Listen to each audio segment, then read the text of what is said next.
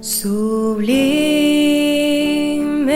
gracia del Señor, que a un infeliz salvó. Sublime gracia, mas el Dios de toda gracia que nos llamó a su gloria eterna en Jesucristo, después que hayáis padecido un poco de tiempo, Él mismo os perfeccione, afirme, fortalezca y establezca. A Él sea la gloria y el imperio por los siglos de los siglos. Amén. Gracia me enseñó a temer. Sublime Gracia es un programa que presenta breves reflexiones fundamentadas en la palabra de Dios. Es un deseo y necesidad de mi propio corazón de conocer más profundamente a este nuestro Dios de toda gracia que nos llamó a su gloria eterna en Jesucristo. Todas las semanas, en Luz a las Naciones, canal cristiano de comunicación, puedes seguir este programa y recorrer juntos el largo pero certero sendero de la palabra de Dios. Dios me salvó y mis cadenas ya Él rompió.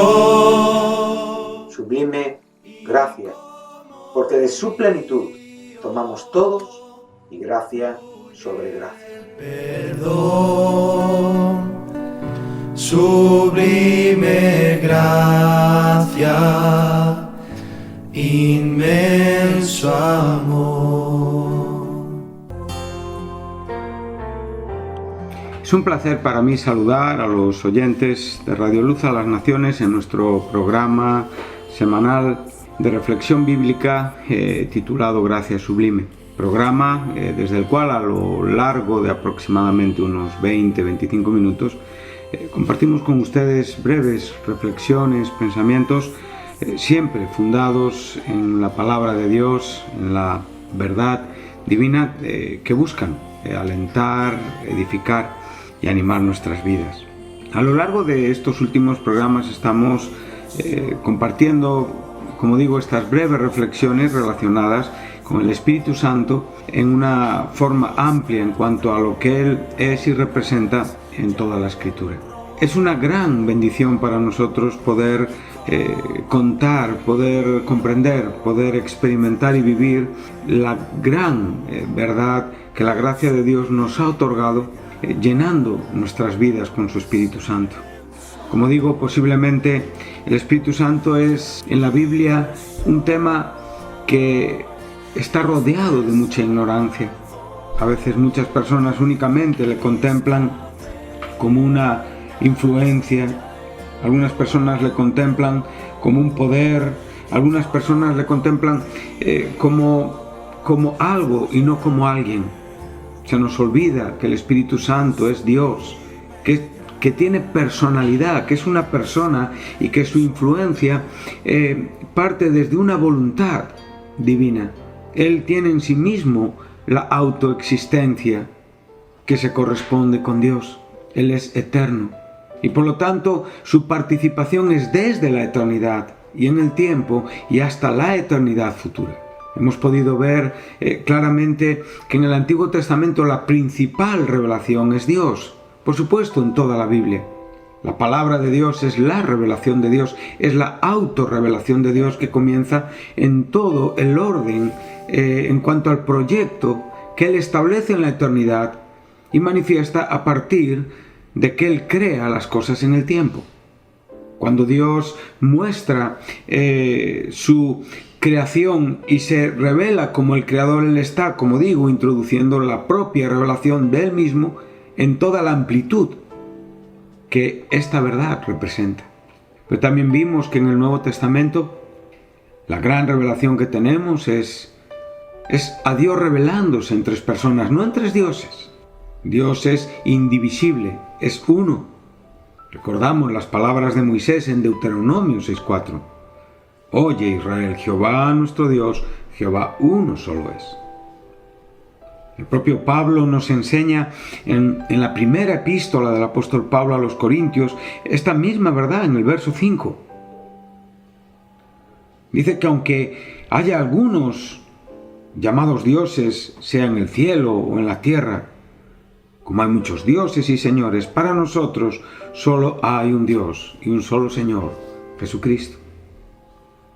Por lo tanto, hemos podido ver la importancia de comprender quién es el Espíritu Santo bíblicamente hablando, en la propia revelación que el Padre hace del Hijo y también del Espíritu Santo, y es el mismo Hijo quien enseña a sus, sucesores inminentes, aquellos que van a continuar la obra que Él comenzó, estableció, fundamentó y consumó en esta tierra, no solamente en el sentido de discipulado, sino también en el sentido redentor de su propia obra en la cruz del Calvario, entregando su vida. Y Él dijo, es necesario que yo me marche. Claro, el marcharse Jesús significaba que Él tenía que pasar por esa cruz, que Él tenía que cumplir con los propósitos predeterminados de Dios, para los cuales Él había nacido como un hombre y había caminado como un hombre, y por los cuales la segunda persona de la Trinidad de Dios se había humanizado.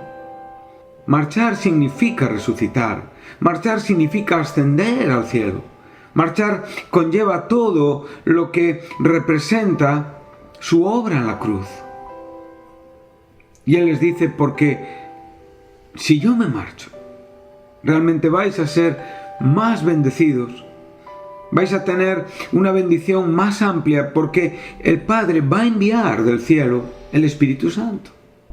Es muy curioso cuando es el propio Jesús quien está enseñándonos estas palabras que muchas veces son tan conocidas y tan oídas, y que en algunos casos hasta pierden su significado, su importancia y su profundidad.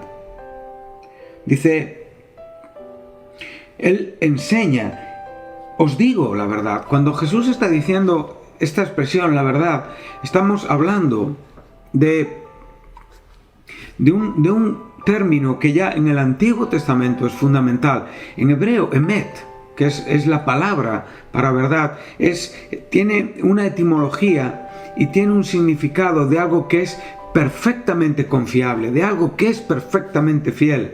Por lo tanto, lo que Él está diciendo es, lo que yo os digo es perfectamente fiel y confiable, y debéis de creer, debéis de confiar, y debéis de tener fe en las palabras que yo os estoy diciendo. Él mismo dijo unos momentos antes, yo soy la verdad. Por lo tanto, todo lo que proviene y parte de la persona de Jesucristo es verdad. Entonces ahora os dice, os conviene. Este convenir es un verbo que nos enseña la necesidad para nuestro beneficio de los hechos que van a acontecer. Que yo me vaya, esto es lo que estamos diciendo. Jesucristo está enseñándonos que en ese partir tenemos que incluir todo ese proceso. Desde su nacimiento, desde su preencarnación, desde su humanización, desde su vida, desde su muerte, desde su resurrección, desde su ascensión, desde su sentarse a la diestra de la majestad en las alturas y, por supuesto, en su regreso futuro y esperado. Pero en medio de todo esto y antes de que Él regrese, Él está diciendo, inmediatamente cuando yo me vaya, el Padre enviaría el Consolador. Él dice, porque si no me fuese, o sea, si realmente yo no fuera quien digo que soy y los hechos no ocurrieran conforme a la verdad que yo os estoy estableciendo, entonces no habría ninguna bendición. El Espíritu Santo no vendría a corroborar, a confirmar. Sabemos perfectamente que la resurrección de Cristo es la confirmación de que el Padre aceptó su justicia, aceptó sus méritos, se convirtió en el mediador entre el pecador y Dios. Realmente el Padre puede reconciliar consigo al mundo en virtud de la obra de Jesús. Entonces, esta gran bendición todavía va más allá. Y esta verdad nos enseña que entonces el Padre enviaría el Espíritu Santo prometido ya en el Antiguo Testamento. Sabemos perfectamente que el día de Pentecostés fue Pedro quien citó claramente las profecías del capítulo 2 del profeta Joel. Por lo tanto, esta verdad ya está profetizada y se va a cumplir 50 días después de la Pascua. Entonces este Consolador, este Paracletos, alguien que es llamado a estar cuidando al lado de, no vendría a vosotros, mas si me fuere, os lo enviaré. Entonces dice que en el verso 12 dice: yo tengo muchas cosas que deciros. Una vez que Él venga, convenza al mundo de pecado, de justicia, de juicio. O sea, Él es el protagonista en la predicación del Evangelio, es el que acredita el Evangelio, es el que confirma el Evangelio como esa verdad innegable y necesaria para los hombres. La verdad que no puede despreciarse y la única verdad que realmente se necesita creer. Por lo tanto, vemos la importancia del Espíritu Santo, no como una influencia. Claro que influye, no como un poder, por supuesto que tiene poder y nos capacita para poder vivir la vida en el poder del Espíritu. Hay muchos cristianos que se confunden, reciben la vida por gracia. Y como bien nos enseña el propio Pablo en la epístola de Tito, cuando nosotros vemos aquí en el capítulo 3, en el versículo 5, dice que la bondad de Dios se manifestó, ese amor que tuvo para con los hombres, y Él nos salvó, dice, excluyendo las obras, los méritos, las acciones, las capacidades, la voluntad humana, sino que nos lavó por su misericordia y por el lavamiento de la regeneración y por la renovación en el Espíritu Santo. Por lo tanto, aquí Pablo está atribuyendo a nuestro nuevo nacimiento la obra del Espíritu. Es el propio Jesús que le dice a Nicodemo: es necesario nacer del Espíritu.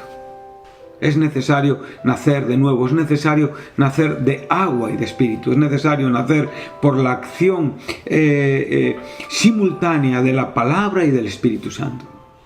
Por lo tanto, lo que aquí estamos perfectamente contemplando es que esta vida que recibimos del Espíritu Santo, la obra del Espíritu Santo en los corazones de los creyentes para darnos ese nuevo nacimiento, para transformarnos, para redimirnos, es la obra de Jesucristo en la cruz.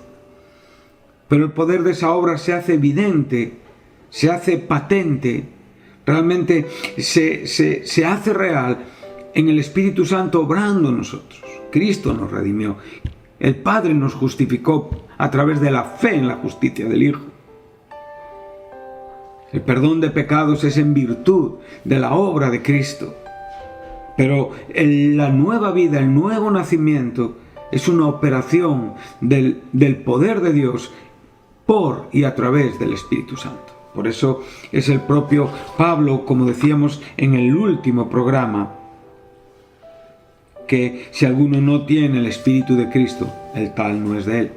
O como bien podíamos decir claramente, lo que el propio Pablo nos enseña en el capítulo 8 de Romanos, recuerdan los que han estado conmigo, dice que si vivimos conforme a la carne, moriremos. Esta es la condición del hombre caído. Mas si por el Espíritu hacemos morir las obras de la carne, o sea, esta es la obra del nuevo nacimiento. O sea, si el Espíritu Santo lleva a cabo en nosotros esa regeneración, entonces tenemos una nueva vida. Y esa nueva vida, para poder vivirla, requiere la presencia continua del Espíritu Santo. La nueva vida, al ser una vida de carácter espiritual, requiere del poder y de la acción del Espíritu Santo. Y muchos cristianos piensan que se recibe la nueva vida y después, se puede vivir uno de cualquier manera. No. Es por esto que el Espíritu Santo viene a morar a nuestros corazones. Es por esto que somos templo del Espíritu Santo. El comienzo está bien claro. Todos somos bautizados por el Espíritu en el cuerpo. Esto es el nuevo nacimiento. pero después el Espíritu Santo viene a morar a nuestros corazones, y es por esto que Jesús está enseñando esto. Dice, mas cuando Él venga, habla de que el poder del Evangelio estará en la propia acción del Espíritu Santo.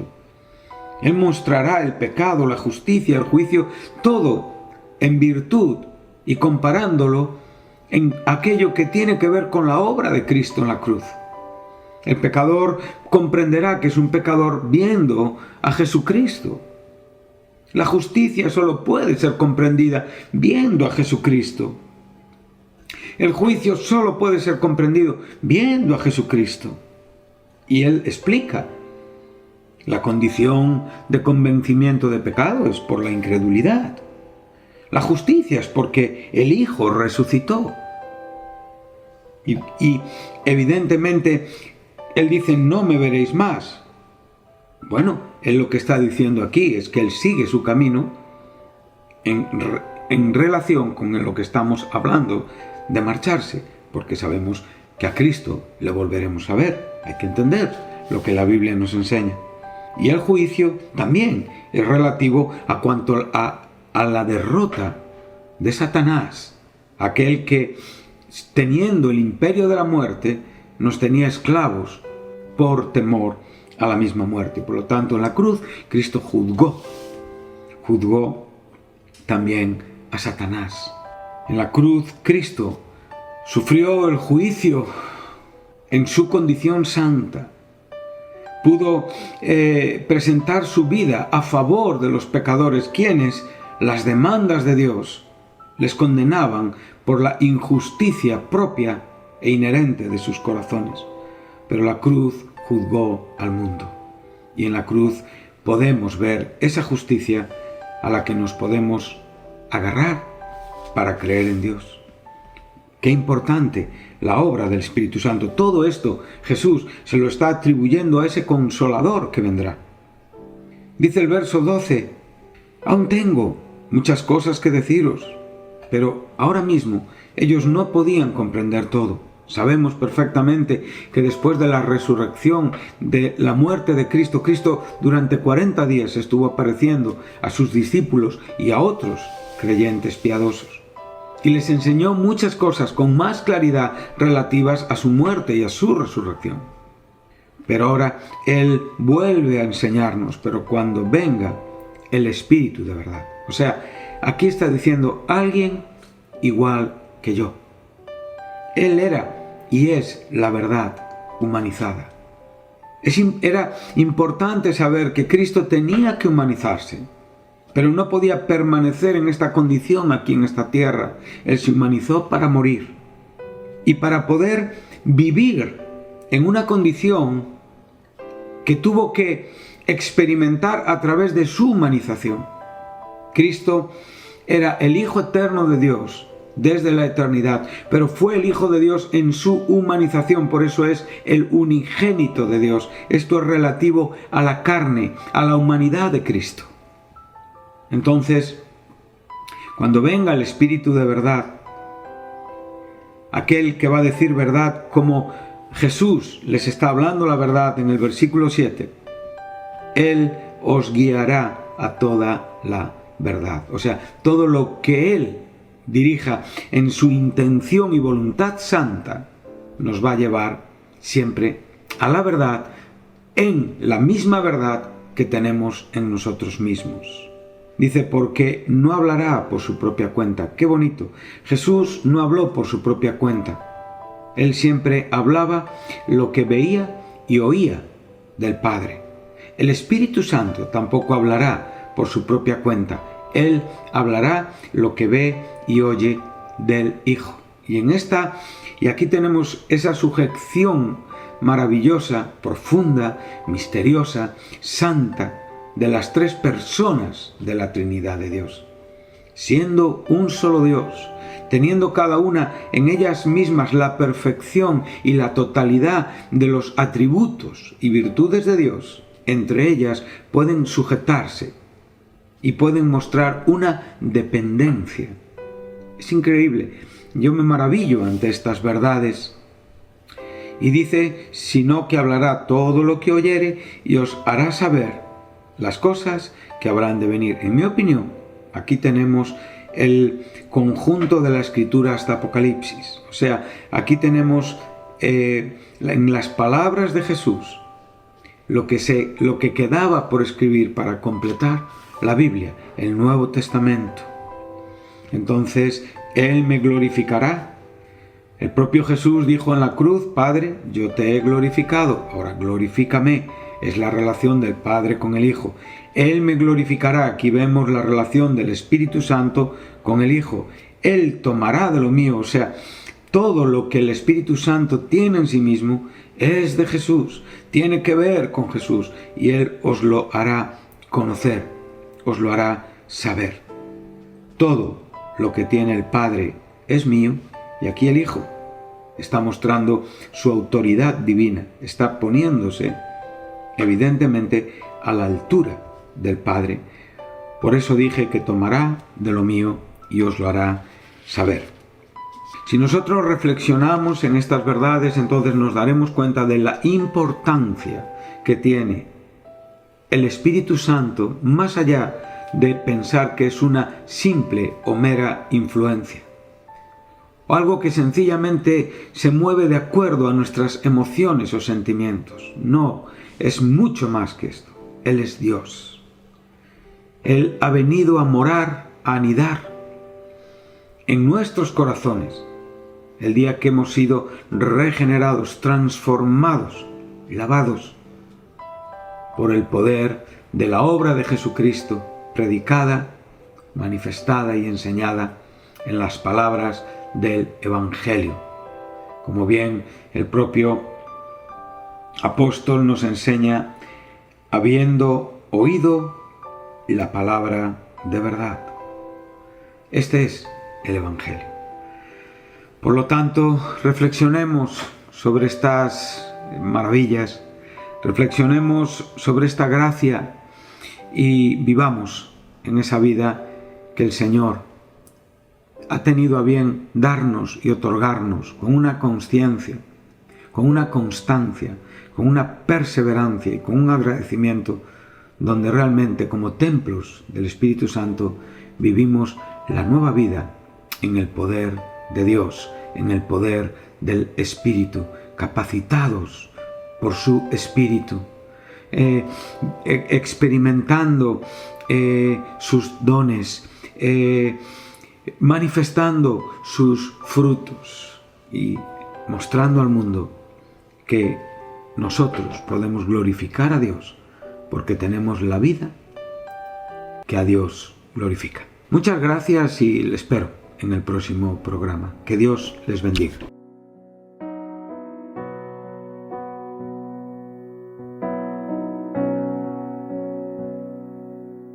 Sublime gracia del Señor, que a un infeliz salvó. Fui ciego, mas hoy veo yo, perdido y Él me halló. Su gracia me enseñó a Sublime gracia. mis dudas ahuyentó. Porque de su plenitud tomamos todos, y gracia sobre gracia, pues la ley por medio de Moisés fue dada, pero la gracia y la verdad vinieron por medio de Jesucristo. Él me transformó. De mi maldad me libertó, mi Salvador me rescató, y como el mar fluye su amor, sublime gracia y amor.